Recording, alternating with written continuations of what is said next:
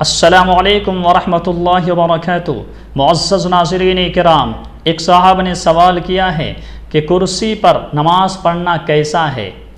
اسی طرح کرسی پر نماز پڑھنا کب جائز ہوگا؟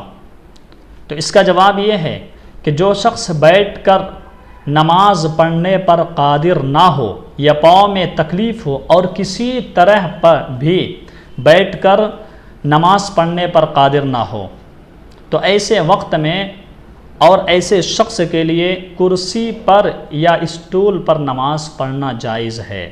لیکن اگر وہ زمین پر بیٹھ سکتا ہے اور بیٹھ کر نماز پڑھ سکتا ہے تو اس کے لیے کرسی پر یا اسٹول پر نماز پڑھنا درست نہیں ہے، صحیح نہیں ہے۔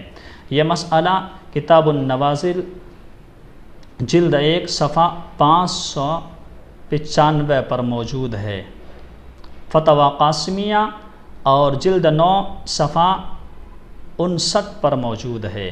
اللہ ہم سبھی کو عمل کی توفیق مرحمت فرمائے۔